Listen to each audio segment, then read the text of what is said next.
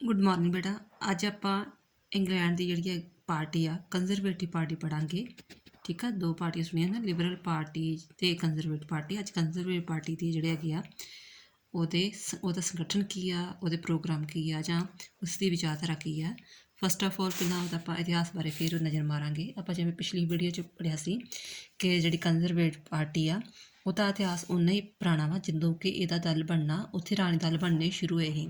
Stuart ਕਾਲ ਵਿੱਚ ਜਿਹੜਾ ਹੈਗਾ ਸੀ ਉਹਨੂੰ ਕਵੇਲੀਅਰਸ ਕਿਹਾ ਜਾਣ ਲੱਗ ਪਿਆ। ਦੈਨ ਆਫਟਰ ਮੜ ਕੇ ਬਾਅਦ ਵਿੱਚ ਜਿਹੜਾ ਹੈਗਾ ਅਲੈਦਗੀ ਬਿੱਲ ਪੇਸ਼ ਹੋਇਆ, ਜਿਸ ਵਿੱਚ ਕਿਹਾ ਗਿਆ ਹੈ ਕਿ ਜਿਵੇਂ ਦੇ ਭਰਾ ਨੂੰ ਗੱਦੀ 'ਤੇ ਬਿਠਾਇਆ ਜਾਵੇ ਜਾਂ ਨਾ ਬਿਠਾਇਆ ਜਾਵੇ। ਉਹਦੇ ਵਿਰੋਧ ਦੇ ਕਾਰਨ ਕਰਕੇ ਦਾ ਅਬੋਹਸ ਨਾਂ ਪੈ ਗਿਆ। ਅਬੋਹਸ ਤੋਂ ਬਾਅਦ ਮੁੜ ਕੇ ਦਾ ਨਾਂ ਟੋਰੀ ਪਿਆ। ਟੋਰੀ ਤੋਂ ਬਾਅਦ ਜਿਹੜਾ ਹੈਗਾ ਅੱਜ ਇਹਨੂੰ ਕੰਜ਼ਰਵੇਟਿਵ ਪਾਰਟੀ ਕਿਹਾ ਜਾਂਦਾ ਹੈਗਾ ਵਾ। ਦੈਨ ਆਫਟਰ ਜਿਹੜੀ ਹੈਗੀ ਆ ਇਸ ਦੀ ਵਿਚਾਰਧਾਰਾ ਕੀ ਆ। ਕਹਿੰਦਾ ਵਿਚਾਰਧਾਰਾ ਕੀ ਆ ਕਿ ਇਹ ਜਿਹੜੀ ਪਾਰਟੀ ਆ ਇਹ ਆਮ ਤੌਰ 'ਤੇ ਜਿਹੜੀ ਹੈਗੀ ਆ ਇਹ ਸੋਚਦੀ ਹੈ ਕਿ ਬਾਦਸ਼ਾਹ ਜਿਹੜਾ ਹੈਗਾ ਉਹ ਰਾਜਗੱਦੀ 'ਤੇ ਬੈਠਾ ਰਹਿਣਾ ਚਾਹੀਦਾ ਹੈ, ਯਾਨੀ ਕਿ ਉਹਦੇ ਅਧਿਕਾਰ ਮਿਲਣੇ ਚਾਹੀਦੇ ਉਹਨੂੰ। ਜਿਹੜੀ ਚਰਚ ਜਿਹੜੀ ਜ਼ਰੂਰ ਹੋਣੀ ਚਾਹੀਦੀ ਇੰਗਲੈਂਡ ਵਿੱਚ। ਠੀਕ ਹੈ, ਜਿਹੜੇ ਬਿਸ਼ਪ ਆ ਜਾਂ ਆਰਪੀ ਬਿਸ਼ਪ ਵਗੈਰਾ ਜਿਹੜੇ ਹੈਗੇ ਆ ਚਰਚ, ਉਹ ਜ਼ਰੂਰ ਹੋਣੇ ਚਾਹੀਦੇ ਹੈਗੇ ਆ। ਵੱਡੇ ਵੱਡੇ ਜ਼ਮੀਂਦਾਰਾਂ, ਉਦਯੋਗਪਤੀਆਂ ਅਤੇ ਵਪਾਰਾਂ ਦੀ ਜਿਹੜੀ ਹੈਗੀ ਆ ਇਹ ਉਹਨਾਂ ਦੇ ਹੱਕ ਵਿੱਚ ਬੋਲਦੀ ਹੈਗੀ ਅਤੇ ਨਿੱਜੀ ਸੰਪਤੀ ਦੇ ਹੱਕ ਵਿੱਚ ਹੈਗੀ ਆ। ਠੀਕ ਹੈ, ਦੈਨ ਆਫਟਰ ਇਹਦੀ ਚੋਣ ਕਾਰਗੁਜ਼ਾਰੀ ਕੀ ਆ ਕਿ ਕਿਵੇਂ ਕਿਵੇਂ ਇਹਨੇ ਇਲੈਕਸ਼ਨ ਲੜੀ ਔਰ ਕਿਵੇਂ ਕਿਵੇਂ ਸਫਲਤਾ ਅਸਫਲਤਾ ਪ੍ਰਾਪਤ ਕੀਤੀ। ਕਹਿੰਦੇ 1979 ਤੋਂ ਲੈ ਕੇ 1979 ਤੋਂ ਲੈ ਕੇ 1997 ਤੱਕ, ਯਾਨੀ ਕਿ 18 ਸਾਲ, ਨੀਅਰ ਅਬਾਊਟ 18 ਸਾਲ ਤੱਕ ਜਿਹੜੀ ਹੈਗੀ ਆ ਇਹਨੇ ਜਿਹੜੀ ਕਿ ਸਫਲਤਾ ਹਾਸਲ ਕੀਤੀ। ਠੀਕ ਹੈ, ਅਤੇ ਬਟ ਬਾਅਦ ਵਿੱਚ 97, ਕਿਉਂਕਿ 1979 ਤੋਂ ਲੈ ਕੇ 97 ਤੱਕ ਦੀ ਗੱਲ ਕੀਤੀ ਨਾ, 1997 ਵਿੱਚ ਇਹਨੂੰ ਹਾਰ ਦਾ ਮੂੰਹ ਵੇਖਣਾ ਪਿਆ। ਉਦੋਂ ਕੌਣ ਇਸ ਪਾਰਟੀ ਦੀ ਅਗਵਾਈ ਕਰ ਰਿਹਾ ਸੀ? ਜੌਨ ਮੇਜਰ ਇਸ ਪਾਰਟੀ ਦੀ ਅਗਵਾਈ ਕਰ ਰਿਹਾ ਸੀ। ਉਸਨੇ ਇਸ ਦੀ ਪਾਰਟੀ ਜ਼ਿੰਮੇਵਾਰੀ ਚੁੱਕੀ ਕਿ ਇਹ ਜਿਹੜੀ ਪਾਰਟੀ ਦੀ ਹਾਰ ਮੇਰਾ ਕਾਰਨ ਹੋ ਕਰਕੇ ਹੋਈ ਆ। ਦੈਨ ਇਸ ਰੀਜ਼ਨ ਦੇ ਕਰਕੇ ਉਸਨੇ ਪਾਰਟੀ ਤੋਂ ਆਪਣਾ ਅਸਤੀਫਾ ਦੇ ਦਿੱਤਾ। ਫਿਰ ਕਹਿੰਦਾ ਹੈ ਕਿ 2000 ਮਤਲਬ ਕਿ ਬਾਅਦ ਵਿੱਚ ਮੁੜ ਕੇ ਫਿਰ 5 ਵਿੱਚ ਚੋਣਾਂ ਕਰਵਾਈਆਂ ਗਈਆਂ ਅਤੇ ਇਹਨੇ ਲਗਾਤਾਰ ਮਤਲਬ 97 'ਚ ਲੈ ਲਓ, ਫਿਰ 4 ਸਾਲਾਂ ਬਾਅਦ ਚੋਣਾਂ, 5 ਸਾਲਾਂ ਬਾਅਦ ਚੋਣਾਂ ਹੋਈਆਂ। ਫਿਰ ਇਹ ਜਿਹੜੀ ਹੈਗੀ ਆ 2005 ਤੱਕ ਮਤਲਬ ਜਿਹੜੀ ਕਿ 3 ਵਾਰ ਇਹਨੂੰ ਹਾਰ ਦਾ ਮੂੰਹ ਵੇਖਣਾ ਪਿਆ। 2097 ਤੋਂ ਲੈ ਕੇ 2005 ਤੱਕ ਹਾਰ ਦਾ ਮੂੰਹ ਵੇਖਣਾ ਪਿਆ। ਫਿਰ ਕਹਿੰਦਾ ਕਿ ਫਿਰ ਜਿਹੜਾ ਹੈਗਾ ਸੀ ਇਹਦੇ ਵਿੱਚ ਕੀ ਹੋਇਆ ਕਿ ਜਦੋਂ 2001 ਵਿੱਚ 97 ਤੋਂ ਲੈ ਕੇ 5 ਦੀ ਗੱਲ ਕੀਤੀ ਹੈ ਨਾ, ਜਦੋਂ 2001 ਵਿੱਚ ਜਦੋਂ ਚੋਣਾਂ ਹੋਈਆਂ ਸੀ ਅਤੇ ਉਹ ਜਿਹੜਾ ਨੇਤਾ ਸੀ ਮਾਈਕਲ ਹਾਵਰਡ, ਜਦੋਂ 2001 ਵਿੱਚ ਪਾਰਟੀ ਦਾ ਨੇਤਾ ਮਾਈਕਲ ਹਾਵਰਡ ਸੀ, ਉਹਨੇ ਜ਼ਿੰਮੇਵਾਰੀ ਚੁੱਕੀ ਕਿ ਮੇਰਾ ਕਰਕੇ ਹਾਰ ਹੋਈ ਹੈ ਅਤੇ ਇਸ ਕਰਕੇ ਉਹਨੇ ਅਸਤੀਫਾ ਦਿੱਤਾ, ਜਿੱਦਾਂ ਜੌਹਨ ਮੇਜਰ ਨੇ ਅਸਤੀਫਾ ਦਿੱਤਾ ਸੀ। ਦੈਨ ਆਫਟਰ ਕਿਉਂਕਿ 5 ਤੱਕ ਦੀ ਗੱਲ ਕੀਤੀ ਆ, 1997 ਤੋਂ ਲੈ ਕੇ 2001 ਤੱਕ, ਇਹ 5 ਤੱਕ ਦੀ ਸੋਰੀ। ਫਿਰ 2005 ਤੋਂ ਬਾਅਦ ਜਿਹੜਾ ਹੈਗਾ ਡੇਵਿਡ ਕੈਮਰਨ ਜਿਹੜਾ ਹੈਗਾ ਉਹਨੂੰ ਅਹੁਦੇ ਦਾ ਜਿਹੜਾ ਹੈਗਾ ਪਾਰਟੀ ਦਾ ਨੇਤਾ ਬਣਾਇਆ ਗਿਆ। ਅਤੇ ਉਹ ਕਹਿੰਦੇ ਥੋੜ੍ਹਾ ਯੰਗ ਸੀ, ਬਾਕੀ ਥੋੜ੍ਹੇ ਏਜਡ ਹੁੰਦੇ ਸੀ, ਇਹ ਯੰਗ ਸੀ, 43 ਈਅਰ ਦਾ ਸੀ ਅਤੇ ਥੋੜ੍ਹਾ ਉਦਾਰਵਾਦੀ ਵਿਚਾਰਧਾਰਾ ਦਾ ਮਾਲਕ ਸੀ। ਯਾਨੀ ਕਿ ਇਹਨੇ ਜਿਹੜੀ ਲੇਬਰ ਪਾਰਟੀ ਉਸ ਵਿਚਾਰਧਾਰਾ ਨੂੰ ਵੀ ਇਹਨੇ ਅਪਣਾਇਆ ਕਿ ਲੋਕ ਜਿਹੜੇ ਕਿ ਉਸ ਚੀਜ਼ ਨੂੰ ਵੀ ਅਪਣਾਉਂਦੇ ਆ, ਚਾਹੁੰਦੇ ਹੈਗੇ ਆ। ਨਿਮਨ ਵਰਗ ਦੇ ਲੋਕਾਂ ਨੂੰ ਵੀ ਇਹਨੇ ਹੱਕ ਵਿੱਚ ਲਿਆ ਅਤੇ ਵਿਚਾਰਧਾਰਾ 'ਚ ਥੋੜ੍ਹੀ ਚੇਂਜ ਕਰਨ ਕਰਕੇ ਇਹਨੂੰ ਜਿਹੜੀ ਹੈਗੀ ਆ ਲੋਕਾਂ ਨੇ ਸਲਾਹਿਆ ਅਤੇ ਇਸ ਪਾਰਟੀ ਨੂੰ ਜਿੱਤ ਪ੍ਰਾਪਤ ਹੋਈ। ਫਿਰ ਕਹਿੰਦਾ ਹੈ ਕਿ ਇਹਨੇ ਕਾਫੀ ਜਿਹੜੀਆਂ ਸੀਟਾਂ ਹਾਸਲ ਕੀਤੀਆਂ ਅਤੇ ਜਿੱਤ ਪ੍ਰਾਪਤ ਕੀਤੀ। ਦੈਨ ਠੀਕ ਹੈ, ਫਿਰ ਇਹਨੇ ਕੀ ਕੀਤਾ ਕਿ ਜਿਹੜੀ ਪਾਰਟੀ ਹੋਰ ਸੀ, ਆਪਾਂ ਪਿੱਛੇ ਪੜ੍ਹਿਆ ਸੀ ਕਿ ਡੇਵਿਡ ਕੈਮਰਨ ਨੇ ਮੁੜ ਕੇ ਫਿਰ ਜਿਹੜੀ ਹੈਗੀ ਆ ਆਪਣੇ ਕੰਮ ਸਦਨ ਵਿੱਚ ਜਿੱਤ ਹਾਸਲ ਕੀਤੀ। ਇਹਨੇ ਜਿਹੜੀ ਹੈਗੀ ਆ ਦੂਸਰੀ ਪਾਰਟੀ ਦੇ ਨਾਲ ਮਿਲ ਕੇ, ਲਿਬਰਲ ਡੈਮੋਕ੍ਰੈਟਿਕ ਪਾਰਟੀ ਨਾਲ ਮਿਲ ਕੇ, ਕੰਜ਼ਰਵੇਟਿਵ ਪਾਰਟੀ ਨੇ ਲਿਬਰਲ ਪਾਰਟੀ ਦੇ ਨਾਲ ਰਲ ਕੇ, ਡੈਮੋਕ੍ਰੈਟਿਕ ਪਾਰਟੀ ਨਾਲ ਰਲ ਕੇ ਰਲੀ ਮਿਲੀ ਸਰਕਾਰ ਬਣਾਈ। ਪਹਿਲੀ ਵਾਰੀ ਹੋਇਆ ਕਿ ਮਿਲੀ ਜੁਲੀ ਸਰਕਾਰ ਇੰਗਲੈਂਡ ਵਿੱਚ ਸਥਾਪਿਤ ਹੋਈ। ਫਿਰ ਕੀ ਹੋਇਆ ਕਿ ਡੇਵਿਡ ਕੈਮਰਨ ਨੇ ਦੀ ਅਗਵਾਈ ਹੇਠਾਂ ਨਰੋਲ ਮੁੜ ਕੇ ਫਿਰ ਚੋਣਾਂ ਹੋਈਆਂ 2015 ਵਿੱਚ। ਠੀਕ ਹੈ, ਉਹ 2010 ਦੀ ਗੱਲ ਸੀ। 2015 'ਚ ਫਿਰ ਚੋਣਾਂ ਹੋਈਆਂ ਅਤੇ ਇਹਨੇ ਨਰੋਲ ਖੁਦ ਸਾਰੀ ਜਿਹੜੀ ਕਿ ਖੁਦ ਪਾਰਟੀ ਨੇ ਮੈਜੋਰਟੀ ਹਾਸਲ ਕੀਤੀ ਅਤੇ ਆਪਣੀ ਸਰਕਾਰ ਬਣਾ ਲਈ। ਫਿਰ ਦੈਨ ਆਫਟਰ ਕੀ ਹੋਇਆ ਕਿ ਯੂਰਪੀ ਸੰਘ ਦਾ ਮੁੱਦਾ ਚੱਲ ਪਿਆ ਕਿ ਇੰਗਲੈਂਡ ਵੀ ਕੁਝ ਚਾਹੁੰਦੇ ਸੀ, ਇੰਗਲੈਂਡ ਦੇ ਲੋਕ, ਸਾਨੂੰ ਯੂਰਪੀ ਸੰਘ ਵਿੱਚ ਰਹਿਣਾ ਚਾਹੀਦਾ ਹੈਗਾ ਕਿ ਅਸੀਂ ਮੁੱਢਲੇ ਮੈਂਬਰ, ਜਿੱਦਾਂ ਇੰਡੀਆ ਸੋਚਦਾ ਅਸੀਂ ਮੁੱਢਲੇ ਮੈਂਬਰ ਹਾਂ ਯੂਰਪੀ ਸੰਘ ਦੇ। ਅਤੇ ਕੁਝ ਕਹਿੰਦੇ ਸੀ ਕਿ ਅਸੀਂ ਨਹੀਂ, ਉਹਦੀ ਜਿਹੜੀ ਮੈਂਬਰਸ਼ਿਪ ਛੱਡ ਦੇਣੀ ਚਾਹੀਦੀ ਹੈਗੀ ਆ, ਕਿ ਐਵੇਂ ਹੀ ਮਤਲਬ ਫਜ਼ੂਲ ਦੀ ਖਰਚੀ ਆ, ਆਪਾਂ ਉਹਨੂੰ ਐਵੇਂ ਮਤਲਬ ਪੈਸਾ ਦਿੰਦੇ ਹੈਗੇ ਆ, ਇੰਗਲੈਂਡ ਦਾ ਪੈਸਾ ਉੱਧਰ ਜਾਂਦਾ ਹੈਗਾ ਐਜ਼ ਏ ਹੈਲਪ ਦੇ ਤੌਰ 'ਤੇ ਅਤੇ ਆਪਾਂ ਨੂੰ ਉਹਦੀ ਛੱਡ ਦੇਣੀ ਚਾਹੀਦੀ ਹੈ, ਆਪਣੇ ਇੰਗਲੈਂਡ ਦੇ ਵਿਕਾਸ ਵੱਲੋਂ ਪੈਸਾ ਲਾਉਣਾ ਚਾਹੀਦਾ। ਇਹ ਦੋ ਰਾਏ ਕਾਇਮ ਵਗੈਰਾ ਸੀ। ਅਤੇ ਸ਼੍ਰੀਮਤੀ ਥੈਰੇਸਾ ਮੇ ਨੇ ਵੀ ਮਤਲਬ ਜਿਹੜੀ ਹੈਗੀ ਆ ਇਹ ਰੱਖਿਆ ਸੀ ਕਿ ਪਾਰਟੀ ਮਤਲਬ ਯੂਰਪੀ ਸੰਘ ਵਿੱਚ ਹੋਣਾ ਚਾਹੀਦਾ ਕਿ ਨਹੀਂ ਹੋਣਾ ਚਾਹੀਦਾ। ਅਤੇ ਜਿਹੜੀ ਸ਼੍ਰੀਮਤੀ ਥੈਰੇਸਾ ਮੇ ਉਹ ਆਪਣੇ ਜੋ ਵੀ ਨੇ ਬਿੱਲ ਪੇਸ਼ ਕੀਤਾ ਸੀ ਉਹ ਬਹੁਮਤ ਹਾਸਲ ਨਾ ਕਰ ਸਕੇ। ਤੁਹਾਨੂੰ ਇਹ ਪਤਾ ਸੰਸਦ ਵਿੱਚ ਜਦੋਂ ਕੋਈ ਜਿਹੜਾ ਪ੍ਰਧਾਨ ਮੰਤਰੀ ਆ ਬਹੁਮਤ ਹਾਸਲ ਨਾ ਕਰ ਸਕੇ ਤਾਂ ਉਹਨੂੰ ਅਸਤੀਫਾ ਦੇਣਾ ਪੈਂਦਾ ਹੈ। ਫਿਰ ਜਿਹੜੀ ਸ਼੍ਰੀਮਤੀ ਥੈਰੇਸਾ ਮੇ ਇਹ ਲੇਡੀ ਸੀ ਪ੍ਰਧਾਨ ਮੰਤਰੀ, ਠੀਕ ਹੈ, ਤੁਸੀਂ ਨੈੱਟ ਤੋਂ ਵੇਖ ਸਕਦੇ ਹੋ ਇਹਦੇ ਬਾਰੇ। ਅਤੇ ਇਹਨੂੰ ਮੁੜ ਕੇ ਜਿਹੜਾ ਹੈਗਾ ਕਿਉਂਕਿ ਮਤਲਬ ਫਿਰ ਇਹ ਬਹੁਮਤ ਹਾਸਲ ਨਹੀਂ ਕਰ ਸਕੇ ਅਤੇ ਇਹਨੂੰ ਵੀ ਅਸਤੀਫਾ ਦੇਣਾ ਪਿਆ। ਦੈਨ ਆਫਟਰ ਫਿਰ ਜਿਹੜਾ ਹੈਗਾ ਬੋਰਿਸ ਜੌਨਸਨ ਆਇਆ। ਹੁਣ ਆਇਆ ਬੋਰਿਸ ਜੌਨਸਨ, ਅੱਜ ਵੀ ਉਹੀ ਆ, ਠੀਕ ਆ। ਅਤੇ ਕਹਿੰਦਾ ਇਸ ਤੋਂ ਬਾਅਦ ਜਿਹੜਾ ਹੈਗਾ ਉਹਨੇ ਅਹੁਦੇ ਤੋਂ ਸੰਭਾਲਿਆ ਅਤੇ ਅੱਜ ਵੀ ਉਹੀ ਜਿਹੜਾ ਹੈਗਾ ਪਾਰਟੀ ਦਾ ਨੇਤਾ ਹੈਗਾ ਵਾ। ਚੋਣ ਨਿਸ਼ਾਨ ਕੀ ਇਹਨਾਂ ਦਾ? ਡੇਵਿਡ ਕੈਮਰਨ ਦੁਆਰਾ ਪਾਰਟੀ ਨੇਤਾ ਦਾ ਅਹੁਦਾ ਜਿਹੜਾ ਹੈਗਾ ਵਾ ਸੰਭਾਲਣ ਪਿੱਛੋਂ ਪਾਰਟੀ ਦੇ ਚੋਣ ਨਿਸ਼ਾਨ ਵਿੱਚ ਚੇਂਜ ਕੀਤਾ ਗਿਆ। ਉਹਨਾਂ ਦੁਆਰਾ ਨੀਲੇ, ਤੁਸੀਂ ਇੰਗਲੈਂਡ ਦਾ ਵੈਸੇ ਝੰਡਾ ਵੇਖਿਆ ਹੀ ਹੋਏਗਾ, ਬਟ ਉਹਨਾਂ ਨੇ ਕੀ ਕੀਤਾ, ਉਹਨਾਂ ਦੁਆਰਾ ਨੀਲੇ ਅਤੇ ਹਰੇ ਰੰਗ ਵਿੱਚ ਓਕ ਦਾ ਜਿਹੜਾ ਦਰਖਤ ਵਾ, ਠੀਕ ਹੈ ਨਾ, ਓਕ ਦੇ ਦਰਖਤ ਨੂੰ ਪਾਰਟੀ ਦੇ ਚੋਣ ਨਿਸ਼ਾਨ ਵਜੋਂ ਅਪਣਾਇਆ ਗਿਆ। ਅਤੇ ਇਸ ਦਾ ਮਤਲਬ ਕੀ ਸੀ ਕਿ ਪਾਰਟੀ ਦੇ ਵਾਤਾਵਰਨ ਦੀ ਸੁਰੱਖਿਆ ਦੇ ਮੁੱਦੇ ਪ੍ਰਤੀ ਚਿੰਤਾ ਪ੍ਰਗਟ ਕਰਨੀ ਅਤੇ ਦੇਸ਼ ਵਿੱਚ ਮਜ਼ਬੂਤੀ ਅਤੇ ਜਿਹੜੀ ਹੈ ਦੇਸ਼ ਭਗਤੀ ਸਥਾਪਿਤ ਕਰਨੀ। ਅਤੇ ਇਸ ਪਾਰਟੀ ਦਾ ਜੋ ਸਮਾਂ ਆਪਾਂ ਚੋਣ ਗੁਜ਼ਾਰੀ ਹੈ ਜਾਂ ਕੁਛ ਵੀ ਆ, ਤੁਸੀਂ ਬੇਟਾ ਉਹਨਾਂ ਨੂੰ ਇਸ ਤਰ੍ਹਾਂ ਪੁਆਇੰਟਸ ਵਿੱਚ ਲਿਖ ਸਕਦੇ ਹੈਗੇ ਹੋ। ਕਿ ਪਾਰਟੀ ਦਾ ਇਤਿਹਾਸ ਕੀ ਹੈ ਉਹ ਤੁਸੀਂ ਪਹਿਲਾਂ ਵੀ ਵੀਡੀਓ ਵਿੱਚ ਪੜ੍ਹ ਚੁੱਕੇ ਹੋ, ਸਮਝ ਚੁੱਕੇ ਹੋ।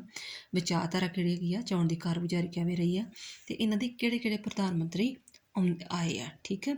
ਉਹ ਅੱਗੋਂ ਡੇਟਸ ਵਗੈਰਾ ਲਿਖ ਲੈਣਾ ਕਿ ਕਿਹੜਾ ਜਿਹੜਾ ਮੰਤਰੀ ਕਿਹੜੇ ਪਾਰਟੀ ਵਿੱਚ ਇਲੈਕਸ਼ਨ ਲੜੀ ਅਤੇ ਕਦੋਂ ਵੀ ਉਹਨੇ ਅਸਤੀਫਾ ਦਿੱਤਾ। ਬਸ ਡੇਟਸ ਵਗੈਰਾ ਲੈ ਲਿਓ, ਬਾਕੀ ਜ਼ਿਆਦਾ ਲੋੜ ਨਹੀਂ ਹੁੰਦੀ ਕਿ ਕਿੰਨੀ ਪਰਸੈਂਟ ਦੇ ਵੋਟ ਲਈ ਜਾਂ ਕੁਛ ਵੀ ਆ, ਮੇਨ ਬਸ ਨਾਮ ਯਾਦ ਕਰਨੇ ਹੁੰਦੇ ਆ, ਠੀਕ ਹੈ। ਅਤੇ ਨੈਕਸਟ ਫਿਰ ਇਸ ਤੋਂ ਬਾਅਦ ਆ ਜਾਂਦਾ ਕਿ ਪਾਰਟੀ ਦਾ ਸੰਗਠਨ ਕੀ ਆ, ਪਾਰਟੀ ਕਿਵੇਂ ਮਤਲਬ ਕਿ ਕਿੱਦਾਂ ਮਜ਼ਬੂਤੀ ਬਣਦੀ ਆ। ਜਿਵੇਂ ਆਪਣੇ ਪਿੰਡਾਂ ਵਿੱਚ ਜਿਹੜੀ ਕੋਈ ਵੀ ਮੰਨ ਲਓ ਕਾਂਗਰਸ ਪਾਰਟੀ ਆ, ਪਹਿਲਾਂ ਪਿੰਡ ਵਿੱਚ ਹੋਏਗੀ, ਉਸੇ ਪਾਰਟੀ ਦੇ ਮੈਂਬਰ ਹੋਣਗੇ, ਫਿਰ ਬਲਾਕ 'ਚ ਹੋਣਗੇ, ਸਮਿਤੀ 'ਚ ਹੋਣਗੇ, ਜ਼ਿਲ੍ਹਾ ਪਰਿਸ਼ਦ 'ਚ ਹੋਣਗੇ, ਰਾਜ 'ਚ ਹੋਣਗੇ, ਫਿਰ ਜਾ ਕੇ ਸੈਂਟਰ ਵਿੱਚ ਹੈ ਨਾ।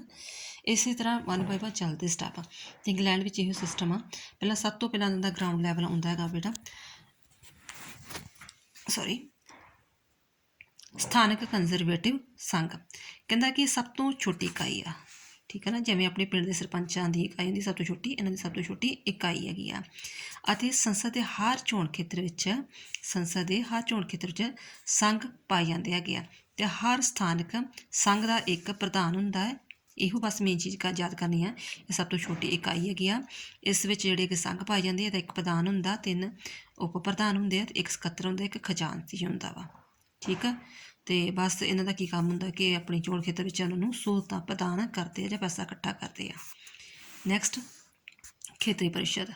ਇਹਨਾਂ 'ਚ ਖੇਤਰੀ ਪਰਿਸ਼ਦ 11 ਖੇਤਰੀ ਪਰਿਸ਼ਦ ਪਾਈ ਜਾਂਦੀਆਂ ਹੈਗੀਆਂ ਵਾ। ਅਤੇ ਇਹ ਕੀ ਕਰਦੀ ਆ, ਇਹਨਾਂ ਦੀ ਨਿਗਰਾਨੀ ਕਰਦੀ ਆ, ਸਥਾਨਕ ਕੰਜ਼ਰਵੇਟਿਵ ਪਾਰਟੀ ਸੰਘ ਦੀ ਨਿਗਰਾਨੀ ਕਰਦੀ ਹੈਗੀ ਆ। ਅਤੇ ਉਹਨਾਂ ਦੀ ਸਾਰੀ ਰਿਪੋਰਟ ਜਿਹੜੀ ਆ ਉੱਪਰ ਦਫ਼ਤਰ 'ਚ ਭੇਜਦੀ ਆ। ਥਰਡ ਆ ਜਾਂਦਾ ਬਾਅਦ ਵਿੱਚ, ਉਸ ਤੋਂ ਉੱਪਰ ਆ ਜਾਂਦਾ ਰਾਸ਼ਟਰੀ ਸੰਘ। ਅਤੇ ਕੰਜ਼ਰਵੇਟਿਵ ਪਾਰਟੀ ਜਿਹੜੀ ਰਾਸ਼ਟਰੀ ਸੰਘ ਉਹ ਇਹਨਾਂ ਦੀ ਪ੍ਰਧਾਨਗੀ ਕਰਦੀ ਆ, ਸਥਾਨਕ ਕੰਜ਼ਰਵੇਟਿਵ ਪਾਰਟੀ ਦੀ ਖੇਤਰੀ ਪਰਿਸ਼ਦ ਦੀ ਇਹਨਾਂ ਦੀ ਪ੍ਰਧਾਨਗੀ ਕਰਦੀ ਅਤੇ ਉਹਦੀ ਸਾਰੀ ਰਿਪੋਰਟ ਉੱਪਰ ਭੇਜਦੀ ਆ। ਅਤੇ ਉਹਨਾਂ ਦੀ ਲਈ ਨੀਤੀਆਂ, ਪ੍ਰਾਪਤੀਆਂ ਅਤੇ ਪ੍ਰੋਗਰਾਮ ਵੀ ਮਤਲਬ ਕਿ ਦੱਸਦੀ ਹੈਗੀ ਆ। ਫਿਰ ਸਭ ਤੋਂ ਟੌਪ 'ਤੇ ਆ ਜਾਂਦਾ ਵਾ ਕੇਂਦਰੀ ਪਰਿਸ਼ਦ। ਕੇਂਦਰੀ ਪਰਿਸ਼ਦ ਪਾਰਟੀ ਦਾ ਪ੍ਰਬੰਧਕੀ ਸੰਗਠਨ ਹੁੰਦਾ ਵਾ ਅਤੇ ਇਸਦੀਆਂ ਆਮ ਤੌਰ 'ਤੇ ਸਾਲ ਵਿੱਚ 2 ਮੀਟਿੰਗਾਂ ਹੁੰਦੀਆਂ ਵਾ। ਅਤੇ ਸੰਸਦ ਵਿੱਚ ਪਾਰਟੀ ਦੇ ਮੈਂਬਰ, ਪਾਰਟੀ ਦੇ ਉੱਘੇ ਅਹੁਦੇਦਾਰ, ਕਾਰਜਕਾਰੀ ਕਮੇਟੀ ਦੇ ਮੈਂਬਰ ਅਤੇ ਹਰ ਸਥਾਨਕ ਸੰਘ ਦੇ ਮਤਲਬ ਕਿ ਸਾਡੇ ਸਥਾਨਕ ਸੰਘ ਸੀ, ਠੀਕ ਆ। ਇਹਦੇ 4 ਮੈਂਬਰ ਸ਼ਾਮਲ ਹੁੰਦੇ ਆ, ਯਾਨੀ ਕਿ ਨੀਅਰ ਅਬਾਊਟ ਜਿਹੜੇ ਹੈਗੇ ਆ ਇਹਨਾਂ 'ਚ 3000 ਦੇ ਲਗਭਗ ਮੈਂਬਰ ਵਗੈਰਾ ਹੁੰਦੇ ਹੈਗੇ ਆ। ਨੈਕਸਟ ਹੈਗਾ ਕਾਰਜਕਾਰੀ ਕਮੇਟੀ, ਠੀਕ ਹੈ।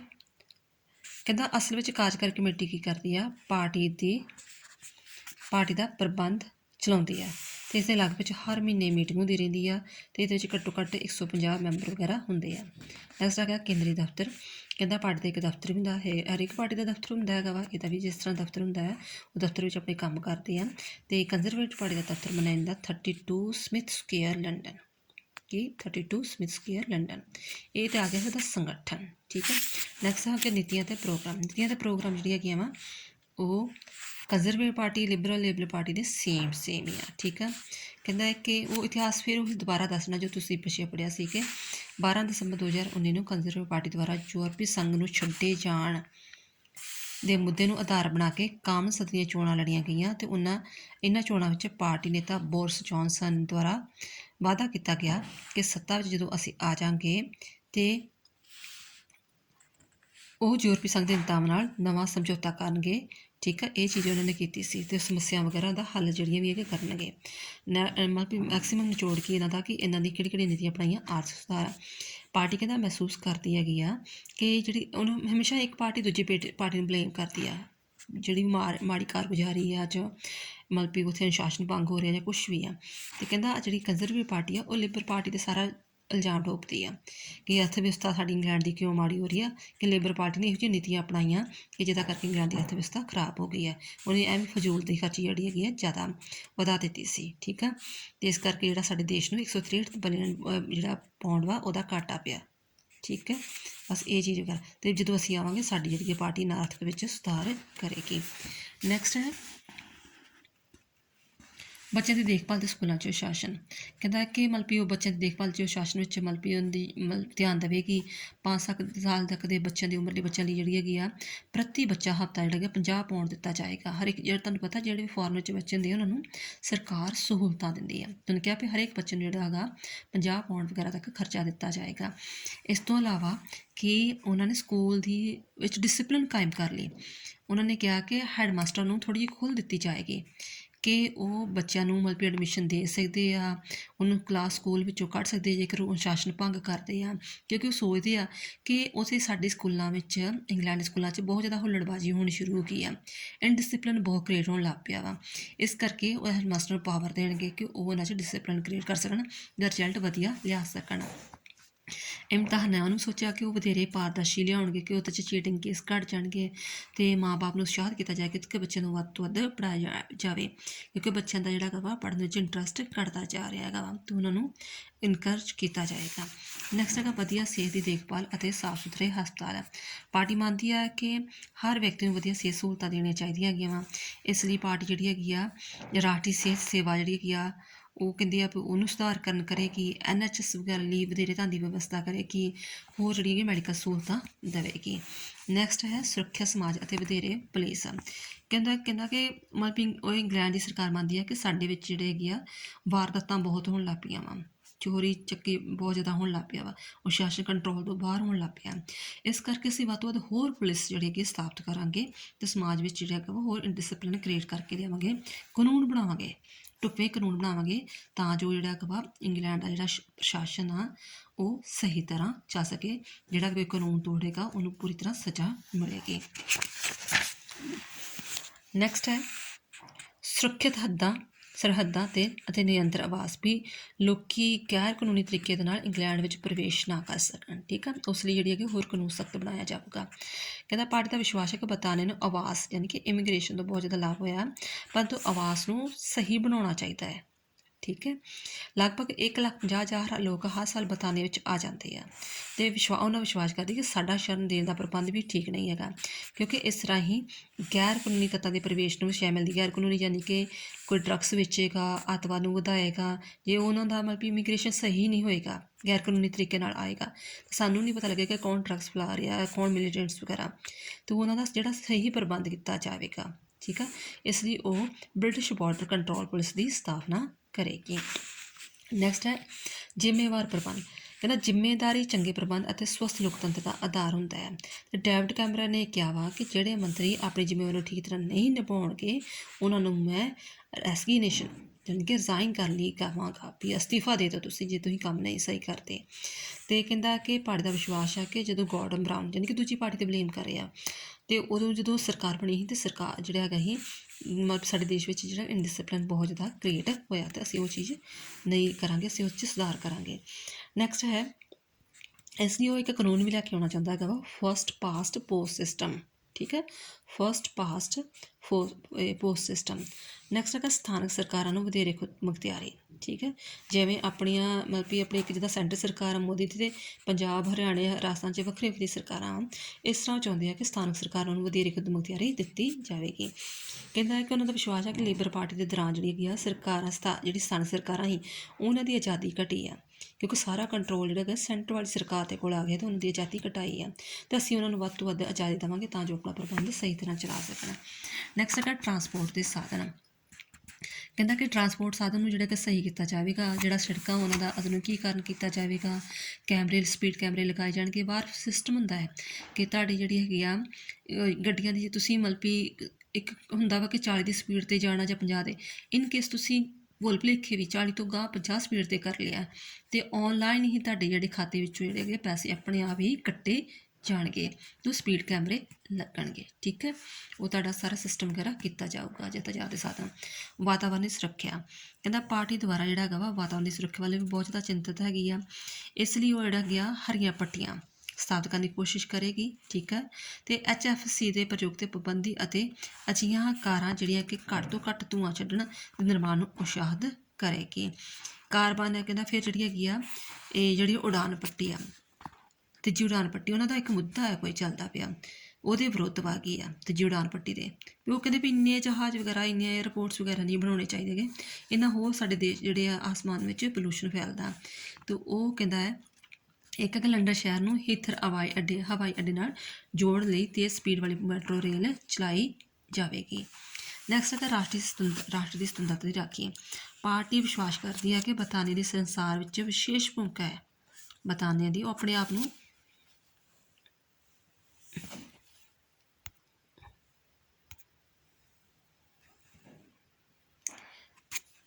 ਕਿਹਾ ਕਿ ਇੰਗਲੈਂਡ ਆਪਣੇ ਆਪ ਨੂੰ ਸਾਰੀ ਦੁਨੀਆ ਦਾ ਸੁਪੀਰੀਅਰ ਮੰਨਦਾ ਹੈ। ਠੀਕ ਹੈ, ਕਹਿੰਦਾ ਬਰਤਾਨੀਆ ਸੁਰੱਖਿਆ ਪ੍ਰੀਸ਼ਦ ਸਮਝਦੇ ਹੋਣੇ ਆ, ਤੁਸੀਂ ਪੜ੍ਹਿਆ ਹੋਣਾ +2 'ਚ ਵੀ BA 'ਚ ਵੀ, ਜਿਹੜੀ ਆਪਣੀ UNO ਆ ਉਹਦਾ ਇੱਕ ਅੰਗ ਆ। ਠੀਕ ਹੈ, ਸੁਰੱਖਿਆ ਪ੍ਰੀਸ਼ਦ ਜਿਹੜੀ ਹੈਗੀ ਆ, ਜਿਹਦੇ ਵਿੱਚ ਆਪਣੇ ਸਾਰੇ ਦੇਸ਼ਾਂ ਦੇ ਜਿਹੜੇ ਉਹਦੇ ਮੈਂਬਰ ਆ ਉਹ ਆਪਣੀ ਫੋਰਸ ਵਗੈਰਾ ਦਿੰਦੇ ਆ, ਪੈਸਾ ਵੀ ਦਿੰਦੇ ਆ, ਫੋਰਸ ਵੀ ਦਿੰਦੇ ਆ, ਵੀ ਇਨ ਕੇਸ ਕਿਸੇ ਦੇਸ਼ 'ਤੇ ਹਮਲਾ ਹੋ ਜਾਏ ਤਾਂ ਉੱਥੋਂ ਜਿਹੜੀ ਹੈਗੀ ਆ ਰਲ ਮਿਲ ਕੇ ਸਾਰੇ ਦੇਸ਼ਾਂ ਦੀ ਫੌਜ ਜਿਹੜੀ ਹੈਗੀ ਆ ਉਸ ਦੇ ਵਿਰੁੱਧ ਕਾਰਵਾਈ ਕਰਦੀ ਆ।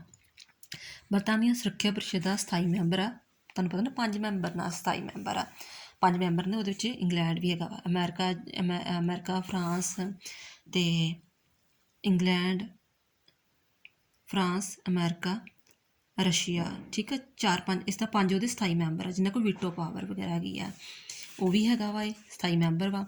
ਅਤੇ ਯੂਰਪੀ ਯੂਨੀਅਨ ਵਿੱਚ ਵੀ ਵਿਸ਼ੇਸ਼ ਹਿੱਸੇਦਾਰ ਆ, ਗਰੁੱਪ 8 ਦਾ ਮੈਂਬਰ ਹੈਗਾ ਵਾ, ਰਾਸ਼ਟਰ ਦਾ ਮੈਂਬਰ ਆ, ਨਾਟੋ ਦਾ ਮੈਂਬਰ ਆ।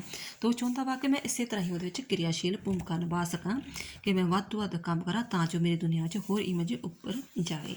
ਹੁਣ ਅੱਗੇ ਇਹ ਇਹਦੇ ਸਾਰੇ ਪ੍ਰੋਗਰਾਮ ਸੀ। ਨੈਕਸਟ ਹੈਗਾ ਇਹਦੀ ਕਾਰਗੁਜ਼ਾਰੀ ਕਿਵੇਂ ਰਹੀ।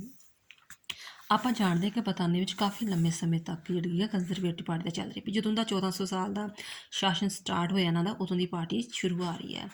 1979 ਤੋਂ ਲੈ ਕੇ 97 ਤੱਕ ਜਿਹੜਾ ਹੈਗਾ ਸੀ ਇਹਦਾ ਰਾਜ ਕਾਇਮ ਰਿਹਾ 18 ਸਾਲ ਤੱਕ। ਠੀਕ ਹੈ, ਅਤੇ ਇਹਨੇ ਜਿਹੜਾ ਹੈਗਾ ਸੀ ਅੰਤਰਰਾਸ਼ਟਰੀ ਭਾਈਚਾਰੇ ਵਿੱਚ ਬਰਤਾਨੀਆ ਨੇ ਆਪਣਾ ਵਿਸ਼ੇਸ਼ ਸਥਾਨ ਬਣਾਇਆ। ਫਿਰ 1997 ਵਿੱਚ ਇਹਦੀਆਂ ਹਾਰਾਂ ਹੋਣੀਆਂ ਸ਼ੁਰੂ ਹੋ ਗਈਆਂ। ਠੀਕ ਹੈ, ਅਤੇ ਜਿਹੜੇ ਹੈਗੇ ਆ ਜਿਹੜੇ ਪ੍ਰਧਾਨ ਮੰਤਰੀ ਉਹਨਾਂ ਨੇ ਆਪਣੀ ਜ਼ਿੰਮੇਵਾਰੀ ਚੁੱਕੀ, ਉਹੀ ਪਿਛਲਾ ਸਾਰਾ ਫੇਰ ਸਮਾਪਤ ਕਰ ਦੇਣਾ। ਅਤੇ ਫਿਰ ਜਿਹਨੂੰ ਆਪਾਂ ਮੁਲੰਕਣ ਵੀ ਕਹਿੰਦੇ, ਫਿਰ ਸਮਾਪਤ ਕਰ ਦੇਣਾ ਸਾਰਾ। ਅਤੇ 18 ਸਾਲ ਤੱਕ ਮਤਲਬ ਕਿ ਉਹਨੇ ਮਤਲਬ ਕਿ ਕਿਹਾ ਕਿ ਜਿਹੜੀ ਹੈ ਕਿਹਾ, ਫਿਰ ਕਹਿੰਦਾ ਵੀ ਉਹ ਪਾਰਟੀ ਦੀ ਹਾਰ ਦੇ ਜ਼ਿੰਮੇਵਾਰ ਮੁੱਖ ਕਾਰਨ ਉਹ ਮੰਨਦੇ ਵੀ ਸਾਡੀ ਹਾਰ ਦੇ ਮੁੱਖ ਕਾਰਨ ਕੀ ਸੀ, ਕਿ ਲੋਕਾਂ ਦਾ ਪਰਿਵਰਤਨ ਵਿੱਚ ਇੱਛਾ ਸੀ, ਕਿ 18 ਸਾਲ ਤੁਸੀਂ ਲਗਾਤਾਰ ਰਾਜ ਕੀਤਾ, ਲੋਕੀ ਵੀ ਚੇਂਜਸ ਚਾਹੁੰਦੇ ਸੀ, ਇਸ ਕਰਕੇ ਜਿਹੜੀ ਹੈਗੀ ਆ ਸਾਡੀ ਪਾਰਟੀ ਦੀ ਹਾਰ ਹੋਈ ਆ। ਨੈਕਸਟ ਕਿ ਪਾਰਟੀ ਜਿਹੜੀ ਹੈਗੀ ਆ, ਪਾਰਟੀ ਦੇ ਮੈਂਬਰਾਂ ਵਿੱਚ ਜਿਹੜੇ ਭ੍ਰਿਸ਼ਟਾਚਾਰ ਜਿਹੜੇ ਹੈਗੇ ਆ ਉਹ ਲੱਗਣੇ ਸ਼ੁਰੂ ਹੋ ਗਏ, ਦੋਸ਼ ਲੱਗਣੇ ਸ਼ੁਰੂ ਹੋ ਗਏ। ਅਤੇ ਨੈਕਸਟ ਜਿਹੜਾ ਹੈਗਾ ਸੀ ਕਿ ਪਾਰਟੀ ਦੁਆਰਾ ਸਮੇਂ ਸਿਰ ਜਿਹੜਾ ਉਹਨੂੰ ਫੈਸਲਾ ਲੈਣਾ ਚਾਹੀਦਾ ਸੀ ਉਹ ਫੈਸਲੇ ਨਹੀਂ ਲਏ ਗਏ, ਅਤੇ ਲੋਕਾਂ ਨੇ ਨਿਰਾਸ਼ਤਾ ਪ੍ਰਗਟ ਕੀਤੀ ਕਿ ਨਹੀਂ ਇਹਨਾਂ ਨੂੰ ਇਹ ਡਿਸੀਜ਼ਨ ਲੈਣੇ ਚਾਹੀਦੇ ਸੀ, ਲਏ ਨੇ। ਫਿਰ ਪਾਰਟੀ ਦੁਆਰਾ ਵੇਲਜ਼ ਐਂਡ ਸਕਾਟਲੈਂਡ, ਕਿਉਂਕਿ ਉਹਦੇ ਨਾਲ ਅੰਡਰ ਇੰਡੀਆ ਦੇ ਇੰਗਲੈਂਡ ਦੇ ਅੰਡਰ ਹੋਰ ਵੀ ਕਈ ਦੇਸ਼ ਹੈਗੇ ਆ, ਵੈਲਜ਼ ਅਤੇ ਸਕਾਟਲੈਂਡ ਨੂੰ ਵਧੇਰੇ ਖੁਦਮੁਖਤਿਆਰ ਦਿੱਤੇ ਜਾਣ ਤੋਂ ਇਨਕਾਰ ਕੀਤਾ। ਫਿਰ ਪਾਰਟੀ ਦੇ ਮੈਂਬਰਾਂ ਵਿਚਕਾਰ ਮਤਭੇਦ ਸੀ। ਇਹਨਾਂ 4-5 ਕਾਰਨ ਕਰਕੇ ਜਿਹੜੀ ਕਿ ਪਾਰਟੀ ਨੂੰ ਜਿਹੜਾ ਹੈਗਾ ਕੁਝ ਸਮੇਂ ਲਈ ਹਾਰ ਦਾ ਮੂੰਹ ਵੇਖਣਾ ਪਿਆ। ਫਿਰ ਇਸ